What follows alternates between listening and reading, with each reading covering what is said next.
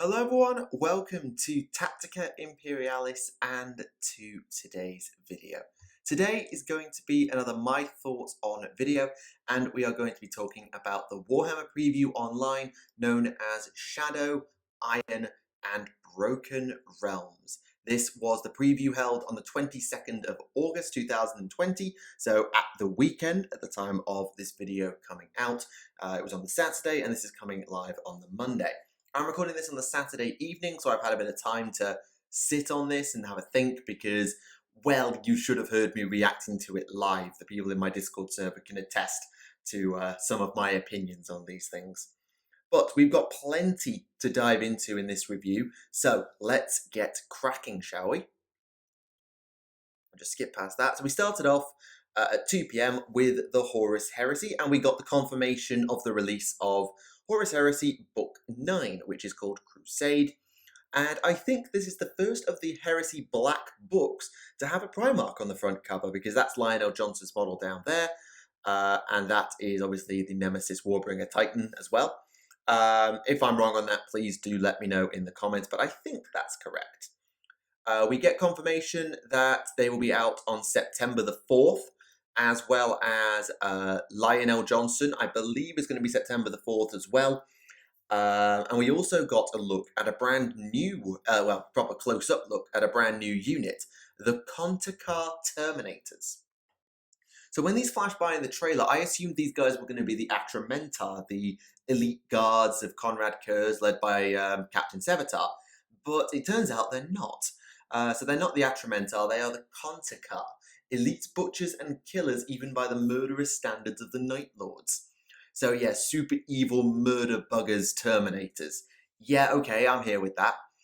So we've got heavy flamers, Volkite weaponry, chain bayonets, chain picks that are probably designed in such a way as you can't drag yourself off of them if you get hit. They're just very evil looking in general. And that's obviously by design. They're designed to be absolute murder buggers. And they look like that. They've got Tartaros Terminator armor, so they're going to be a bit more maneuverable than a lot of other Terminators in the game who use the Cataphracti armor, which is great.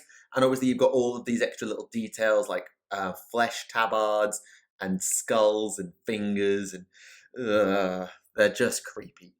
They're perfectly on theme for the Night Lords, and I think one thing that they've done right this time with the Night Lords is that they've balanced the creep factor without going completely over the top nuts bananas, which is something that they do sometimes with the Night Lords, like the Night Lord's Leviathan that just has half a body strapped to it. I just think that one looks dumb and like overdone, but these guys I think toe the line into creepy without overdoing it, which I think sometimes they have been guilty of doing. And they've done that with other Terminators too. There's been examples of just slightly over-designing 30k miniatures, and once these guys are designed, I think they're just the right side of over-designed, while still being very much thematic and scary and on theme. So, gold star for the Tactica Terminators. And they said, yeah, 4th of September, so that is a little under 2 weeks' time from when this video comes out, or 2 weeks from the date of this preview.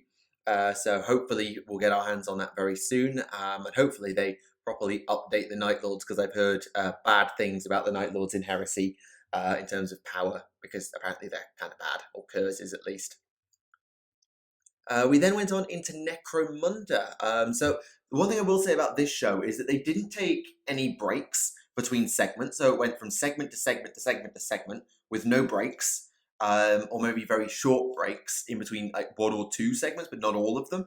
And it kept the show moving at a real pace rather than having trailer, discussion, break, welcome back, trailer, discussion. It really flowed a lot better, this show. But you had to be on the ball because we were doing our Snarkathon in the server, and we nearly missed this first trailer transition because we were just expecting it to go to break. But it didn't, and we instead got House of Iron, which is the next of the gang books, the expansions for Necromunda. We knew this one was coming, and it is House Orlok, the artificer, scrapper type gang, which is very good. And they look really nice, actually, in this sort of artwork. And we also got a proper look at a ganger's box, as is normal. So I'll be adding 3 new fighter types to Orlok gangs. In the Arms Masters and the Wreckers, as well as the Cyber Mastiffs, which are an old thing from 40k's history. We've seen Cyber Mastiffs in places before, but now we get some new ones. So the first 2 we get are the Arms Masters. So we've got this guy here with what looks like a shotgun. I assume it's a shotgun. And we get this guy who's got a powered exoskeleton and is carrying a stone crushing hammer, or a stone hammer type thing, which is a really, really impressive hammer.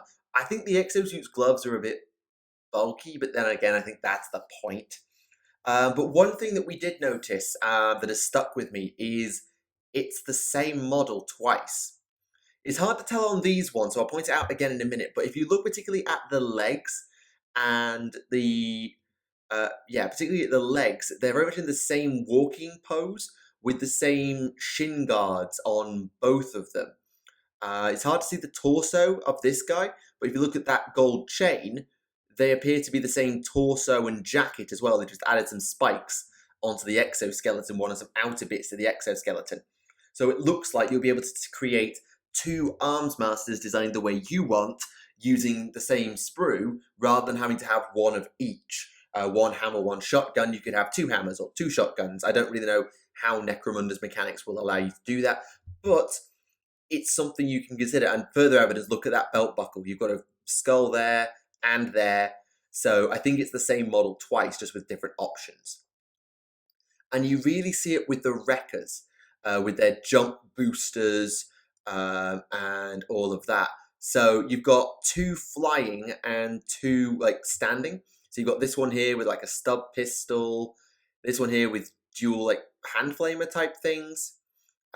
We've got this one here with twin knives, and this one who's on a flying base. But if you look very carefully at the poses, so look at this one with the way that the legs are posed. So you've got these shin guards and this cross buckle thing with a t-shirt and all that. And then we'll go look at this one, and you'll notice that it's exactly the same with the shin guards and the posing. I think the torso may have been twisted ever so slightly, but I think it's actually the same basic model, and they've just changed the head and weapons around. And the same with the flying ones. So if you look at how this guy is landing, left foot down, right knee up, and then obviously all this cross stuff with cabling. And we go look at this one, and you see again, left foot down, right knee up, and then cross thing with the cabling.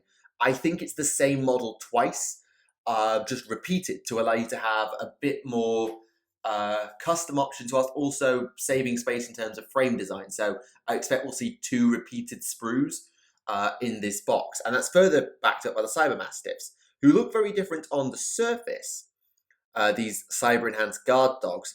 But you notice that the back left foreleg is the same mechanical leg that's down both times, and the left front foot and the left front leg is the same as well. So I wouldn't be surprised if, again, this is the same sprue, and they've just got different head, leg, and tail options on it to allow you to create your own Cyber Mastiffs your way without having to create 2 unique designs. I don't know if that's true across the Escher and Goliath ones as well, but it is something we noticed in the Discord, and I wanted to point it out here. So that's Necromunda. It's some interesting stuff. But obviously I don't really play it, so I can't really pass commentary in terms of gameplay, and obviously we haven't seen any rules yet. Models-wise, though, I do think that it's a cool kit, and I think that certain armies will get use out of them, but I'm struggling to see a place for them quite the same way as I think people have seen for Goliath and Escher, because the jump boosters would really look nice in an Elysian Drop Troops army, but there's only 4 in a kit, and so you'd need absolutely loads in order to create even, you need 3 boxes just to create a squad of drop troopers. The Cyber Mastiffs would be great, but there's only 2 of them, and what do you do with them? What armies do you put them in? So I'm just not sure how you would convert around with this. I think Genestealer Cults would get something out of it, but maybe not as much as they did out of Goliath and Escher, I don't know. But still, nice models for Necromunda.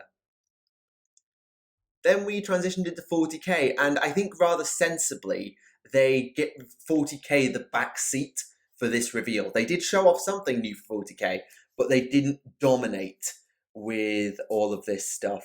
And so they only showed off one miniature, and that was the Hexmark Destroyer. Essentially, what happens if you cross a Scorpec Destroyer with a Death Mark? And they showed off this ridiculous Western trailer where you had the Magnetic 7 for the Cerberus Raiders and Billy the Nid for the Genestealer Cultist Sharpshooter.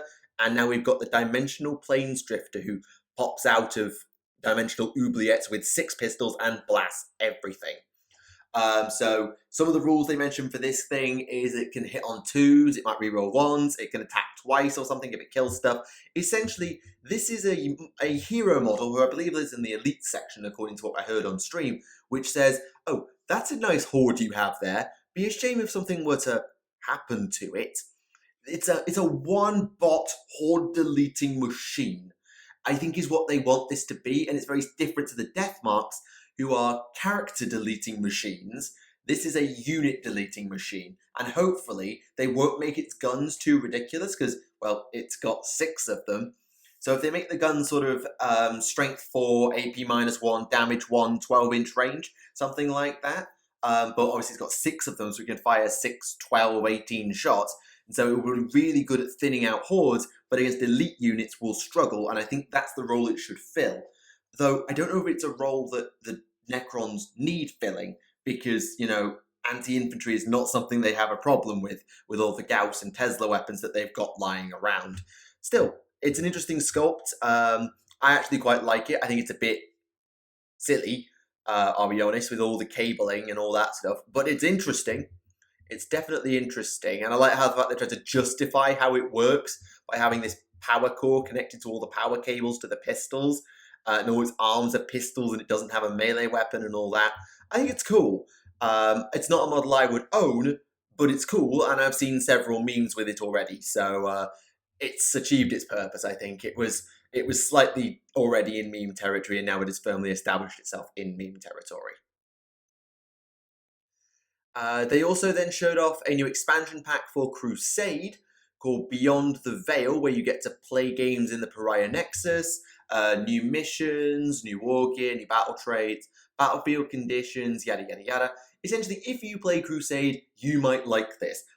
But part of me tells me that this is 2 White Dwarf articles being shoved into an art book with some extra rules for 25 quid, or whatever it's going to cost. I feel like this is a little bit cheeky. This could have gone in White Dwarf. This could have been 2 White Dwarf issues, where you have one half for the lore and mission, for the lore and Crusade benefits, and one half for a few unique missions.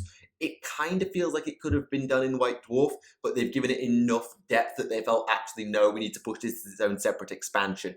So it's a little bit sneaky, and I won't be buying it, but it's a nice thing to see that they're doing, and hopefully they'll continue to expand Crusade, because at the moment, anyone who doesn't have eyes on a 9th edition codex kind of doesn't have much point to Crusade, because all the mechanics are very bare bones. So more expansions for it will do it wonders, I suspect.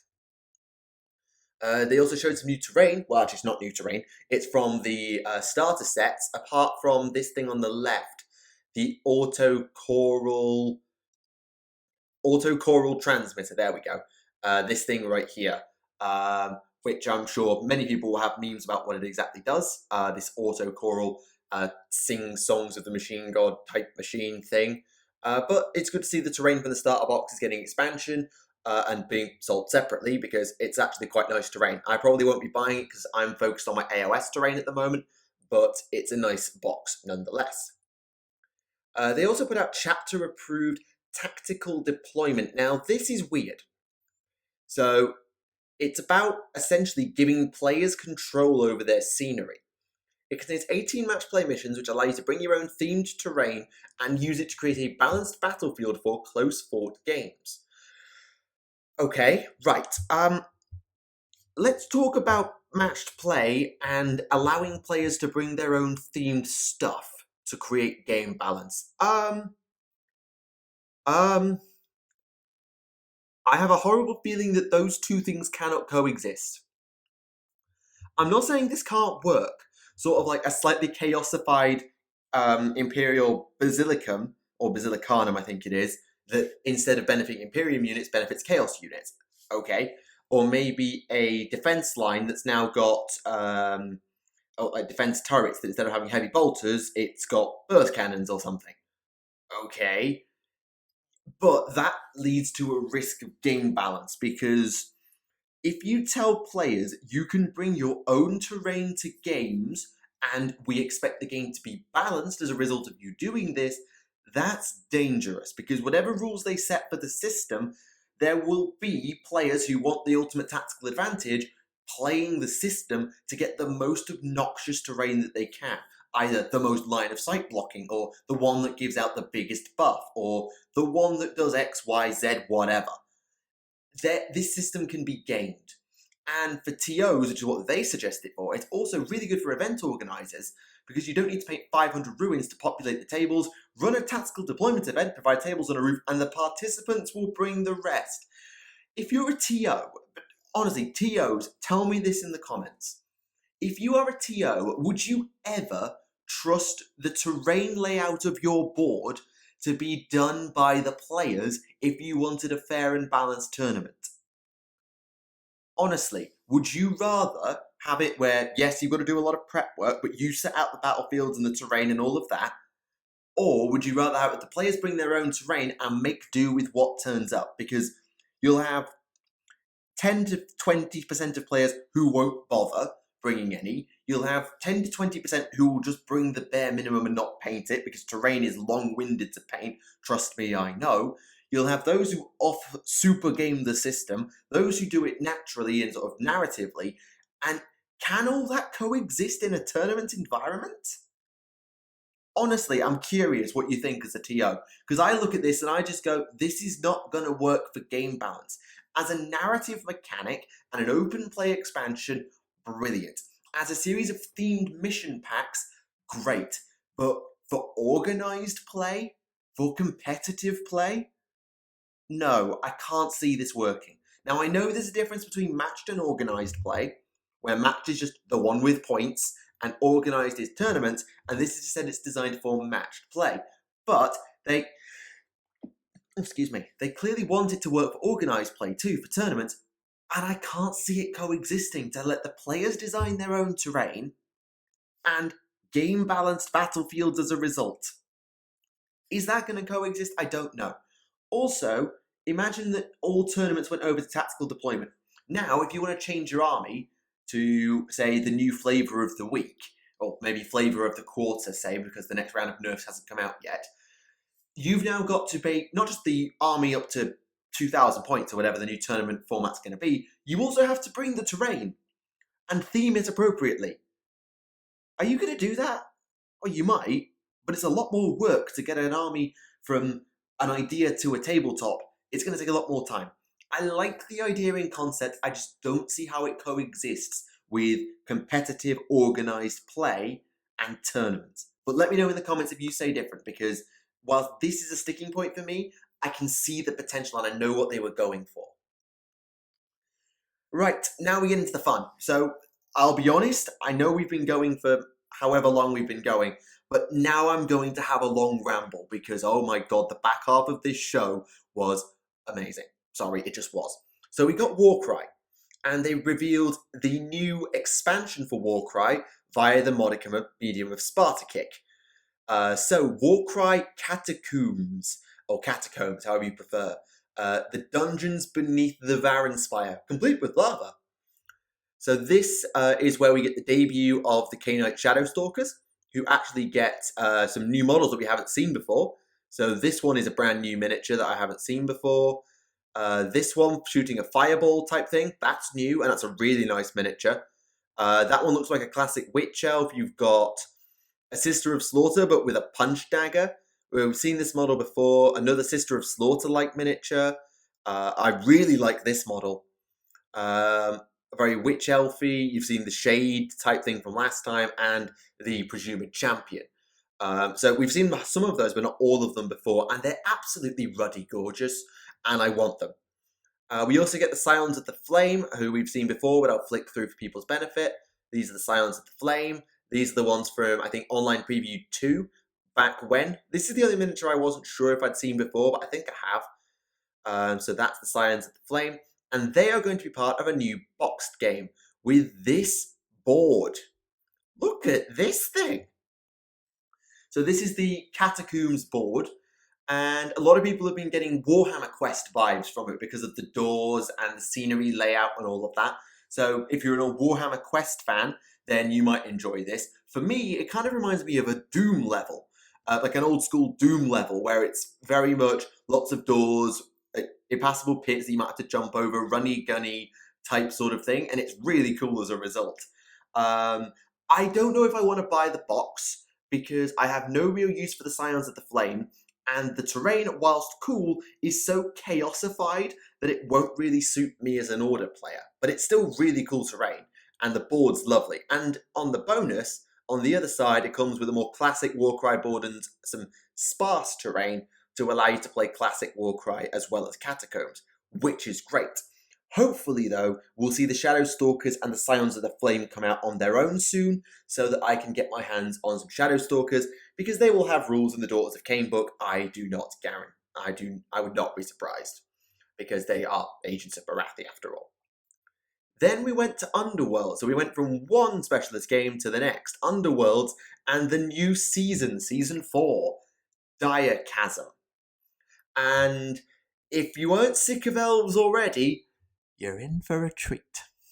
So, Direchasm is, well, it's not exactly clear what Direchasm is yet with regards to Beastgrave, but it is the new expansion, and the box game will pit the Lumineth Realm Lords against the Hedonites of Slaanesh, including, if you look here, that's made it worse. This creature sort of below the owl is a Slangor, which is a Slaaneshi Beastman, something we haven't seen in a long, long time, if ever. So we've got Slangor, and some of the cards we've seen involve like the river. So I think we'll see some of the Lumineth that are not just Alarith and Venari. I'm hoping we will see some of the Lumineth from other temples, the Temple of the River, the Zenith, and the Peak. Would be lovely if that's okay. Thanks, G-Dubs. Please do that. And obviously, cute owl. Some people like the cute owl. That's cute. So Direchasm is coming. I've actually just picked up Morgwaith's Blade Coven for my Daughters of Cain, for my Altar of Cain conversion. So I'm going to look into getting, maybe not Direchasm, but certainly the Lumineth Warband when they come out.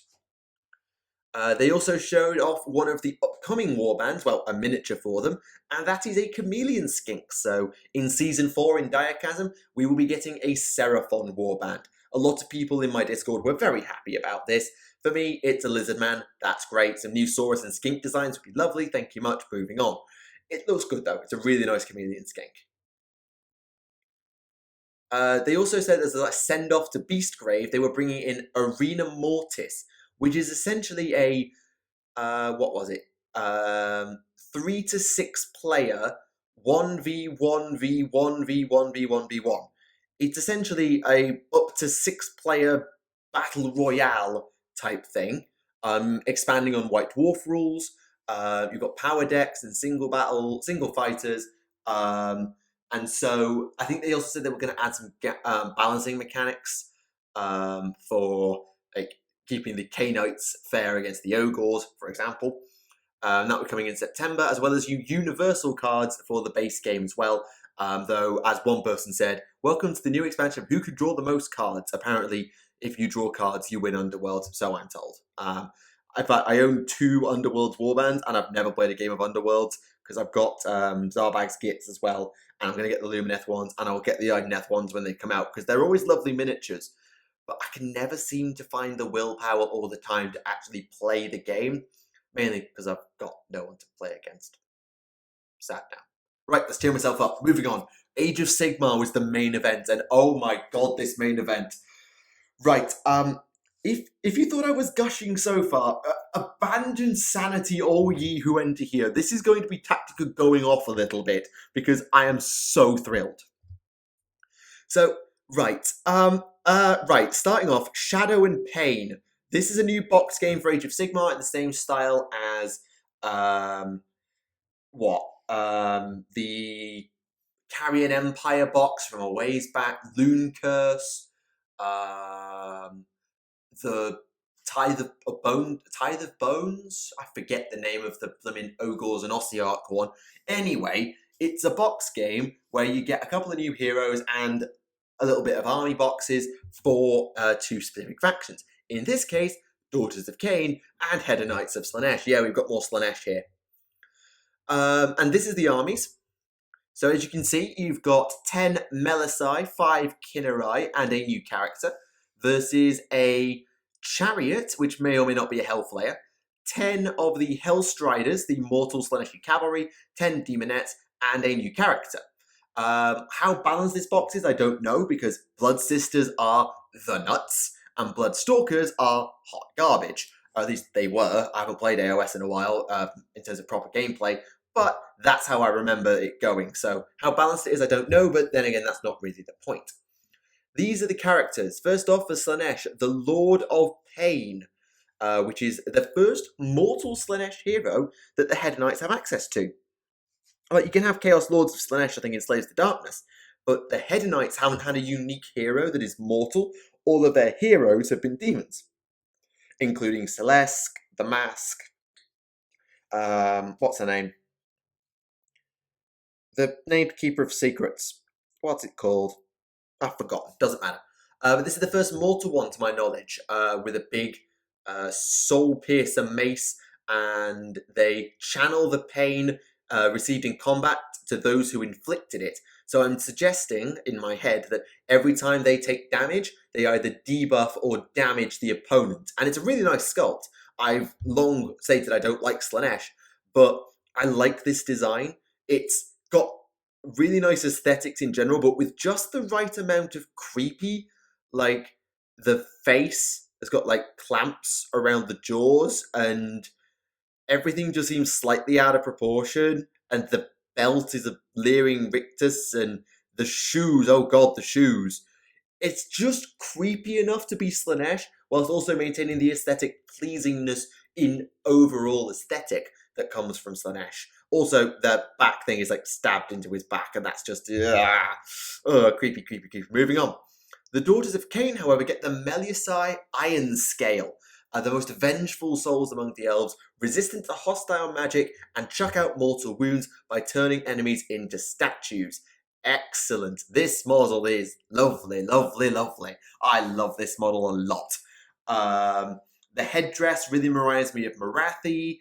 It's a very Blood Sister-like model with the chest plate, the shoulder pad, the spear-like thing with the bit at the back. Clearly a Melusai character, really fits them well, and I really like this model. Whether they are a combat beast or more of a magical support is unclear. I guess they're a beat stick that can also have a short-ranged range attack, whereas the Bloodrat Medusa, which is your other sort of snake leader, is a ranged option that also has magic, but is not too terrible in melee. So I think this will be more of your beat stick leader for Melusai armies that will probably give Melusai battle line as well. There's just a couple of other angles for her. Very, very nice, very nice, very nice. And that is just the beginning. So this is the prequel to the next big event to hit the mortal realms. Gods will rise, the elves will march, and the realms will break into Broken Realms, which is the next sort of expansion set. So it follows on from Wrath of the Everchosen, Soul Wars, Malign Portents, and this is the next story arc, if you like, the next sort of realm-shaking, plot-moving event. So we are now at the point where Chaos, Death, Order, they're all slugging it out. Order got a punch in on Chaos, then Death came in and clocked them both, and now there's fighting at the 8 points, and the Elven Gods have decided, you know what, screw this, we're going to try and fix it. So to sum up, I'm going to get back to the artwork in a minute, but I'm going to just read this. The Elven Gods are rising to challenge the might of Chaos and the growing power of Death. But like Sigmar's pantheon before them, they are riven by mistrust and each pursue their own goals and schemes. Teclis, ever aloof and arrogant, like an idiot. Seeks to single-handedly save the mortal realms, like a massive idiot. Alarielle, fickle as the seasons, turns on her allies as well as enemies, attacking explorers and settlers across Gyron, like an idiot. And as for Morathi, well, she has a very definite goal in mind. Godhood. She's a demi-goddess at the moment and she wants to become a full-blown goddess. And true to form, she doesn't intend to let anything stand in her way. Like an idiot. All gods in Age of Sigmar are idiots, okay? I stand by that statement. But look at this blinking artwork. I'm sorry, can we take a minute to look at this artwork? Oh my giddy aunt, look at this! That's Volturnos going to war with Morathi, but it's both forms of Morathi at once, because you've got like the Hierarchical at the front and the Shadow Queen at the back, and you've got daughters fighting Deepkin, but there's also some Bloodstalkers on the back left that might be on Volturnos' side, and like, is that a giant statue of Cain getting its arm chopped off at the back? And what's even happening here? Well, I think I know. I have an idea.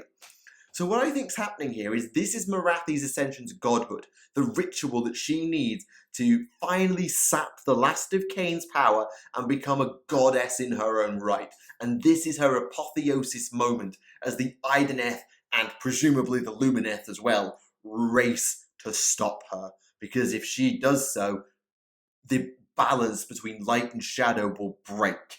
And if it does that, well, just as happened when Morathi was siphoning off too many souls for the daughters of Cain, and as the illusory chains have broken and been replaced, and Slaanesh has inched its way to freedom, and bit by bit by bit by bit by bit, I think this is where Slaanesh breaks free. As further evidenced by this picture, where you can see Slaanesh's chains literally breaking, Ether Quartz pillars shattering.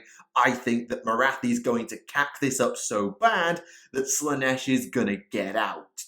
That's my thought process on what's about to happen. Teclis is going to go charging off like an idiot to try and save the realms because Tyrion couldn't persuade him not to, because Teclis is an idiot.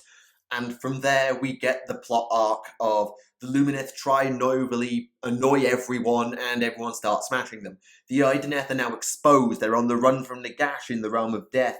They've been exposed to the forces of Slaanesh and to chaos, and Archaon is hunting them down, and they're running. And to top it all off, Teclis is now on the move again. So where the heck are they going to go with the father who tried to genocide them last time? What are they going to do about that? True to form, probably run for it, steal some souls, and hope that they get through the whole damn catastrophe. And then you've got Morathi. She's been siphoning Cain's power through the veneration of the daughters of Cain into the Iron Heart, but maybe it's not enough. Maybe she needs another source of power, and she takes too much from Slaanesh. She breaks the balance, and boom, Slaanesh is out, and we have our new setup. The realms break, a fall of the Eldari style, as the galaxy was blasted with warp storms and the Eldari died en masse. Maybe this time the realms shatter. The Necroquake's effects are diminished, but now Slaanesh is free. The realms are broken. Chaos runs amok, and the elves, in their hubris, pay for it all over again. Now, I'm not saying I want that because I'm an elf player and I'm biased, but as a plot arc, it's perfect because what has been a common thing throughout all of Warhammer history, elf things screwing up and ruining it for everyone else. It's what they do. Whether it's the Eldari creating Slaanesh in the 41st millennium, whether it's Teclis trying to save everyone and accidentally triggering the end times, well done Teclis, whether it's Aenarion, whether it's Malekith, whether it's Teclis again, whoever it is, the elves have a habit of buggering everything up for everyone else. And we saw that they're willing to do these callbacks. The Skaven denying Nagash at the last minute at the start of the Soul Wars and the beginning of the Necroquake, perfect callback. The elves cacking up and freeing Slaanesh because they're all idiots. Yeah, I'll buy it. I'll buy that for $1 or whatever the saying is. Oh, we've also got this image, which I think is Black Arcs being sunk by the Deepkin, hinting that the cities of Sigmar will get involved. I assume it's Black Arcs. It could be like Fleets of the Daughters of Cain as well. But it's a really cool piece of artwork, whoever it is. But you can see like you've got eel things, shark things down the bottom here. So I put my money on Deepkin getting involved. And to top it all off, we've got new books. This will touch every corner of the Mortal Realms, affecting every faction. Treachery, torment, siege, slaughter, bloodshed and battle and more, in epic narrative books on a scale not seen since the Realm Gate Wars, with massive stories, new rules for factions, battle plans and much more, starting of course with the Shadow Queen herself, Morathi. Oh my god, yes! Yes, yes, yes, yes, yes, yes, yes, yes, yes, yes, yes, yes, yes, yes, yes, yes, yes, yes, oh god, yes. Right, there you go. You've had your moment now. Right, this is really cool. I predicted this would be sort of AOS 4's intro arc. So I'm actually going to claim a point for minor prescience because I've been setting up for this. Because I've had this thing, and you've seen me talk about this on live streams, where I thought that this edition, AOS 2, was all about order and death, and then we've got chaos fighting death and Wrath of the Everchosen. Cool. I thought AOS 3, because I think personally this might be the run up to AOS 3. I thought AOS 3 was going to be about the amassing of the Great War and the Gordrak, and that was going to be the third edition as the Great War surges out from Gur and everything is trampled in its way, forcing the reunion of the Pantheon of Order, which would then fall apart, Slaanesh gets out, and that's AOS 4, the Order Civil War that leads into the escape of Slaanesh, the rise of Chaos once again, and we go around in the loop and do the thing and everybody's happy. That's what I thought we were doing. But this is that plotline, but take the Pantheon of Order out and just put all the elves in, which makes it even better. In my personal opinion, as an elf player who owns like every single elven army going and wants all of them and more of them, and yes, please give it to me now. So, yeah, I'm really hyped for this. I personally think this is the beginning of the run-up to AOS 3, because 40k 8th came out a year before AOS 2. We've just had 40k 9th, so I think that this will start a long, slow burn build to AOS 3 with the breakout of Slaanesh, the ascension of Morathi, and the reworking of the realms into the shattered whatever majigs that we end up with. I am willing to be proven wrong on that, and I'm quite happy for AOS 2 to last as it is, because I think it's quite a good rule set. But I think this is the run-up to AOS 3, and I think that they're going to be setting up to re-update a lot of battle tomes in the meantime. So here, I think we're going to get a new Daughters of Cain battle tome. Either from this book here, Broken Realms Morathi, will essentially be an update to the Daughters of Cain battle tome, rolling in Morgwaith's Blade Coven, rolling in the Shadow Stalkers we saw earlier, the Melisai Iron Scale that we saw earlier, and giving us Cainite terrain. I'm way ahead of you, GW. Give me a look if you want me to get some Cainite terrain, because I'm already doing it. So I think that's what we're doing here. We're going to update a few battle tomes, particularly the AOS 1 battle tomes that were done around the Malign Portents era, before faction terrain and endless spells were introduced, but that were designed with AOS 2 in mind, such as Magakin of Nurgle, Legions of Dagash, Daughters of Cain, Dead Deepkin, and the like. That's what I think we're getting from this. Hopefully, it isn't just an elf fiesta. I want the other factions to get stuff out of this too. As much as I want new stuff for Daughters, for Deepkin, for Lumineth, I want to see Malerion, I want to see Tyrion, I want to see Shadow Demons, I want to see all of that. Yes, please give it to me now. I want the other factions to get a look in too, because they deserve it. Yes, the elves are getting this time where they're front and centre, but that doesn't mean it's all about the elves. All of the realms will be affected by this, so give everyone a push. Give all the factions a push. Nagash is going to be scrambling to stop this, because, well, you can't exactly kill everyone if there's a new god and a Chaos God's broken out. That's going to bugger up his plans, so he's going to want to stop this. The Pantheon of Order are going to look at Morathi and go, what have you done? And so they're all going to be trying to counter the unleashing of Slaanesh and the new god in the Pantheon. They're going to want to deal with that. As for destruction, well, more elves, more chaos boys, more smashy, smashy, smash. They're going to be happy about that. And the rise of blood magic might infuse them with more, bloodthirst and the like, kind of like Khorne does through Cain, and thus that triggers a new war. And that could be sort of the next sort of, equivalent to Wrath of the Everchosen, is the Great War runs headlong into the newly escaped Slaanesh, or the armies of the newly escaped Slaanesh, under Archaon, who wants to flex his muscles a bit and win Slaanesh's favour, all while Morathi watches as the world burns. Because, you know, she's Morathi, that's what she does. So yeah, that's that. And that actually takes us to the end of the preview. Where am I going to settle? I'm going to settle on this artwork again while I do my outro. So, that was my thoughts on the Warhammer Preview Online for Shadow, Iron, and Broken Realms. Cool stuff for Necromunda. Nice model for 40k. Good to see the Horus Heresy getting some stuff, but this was all about Age of Sigmar.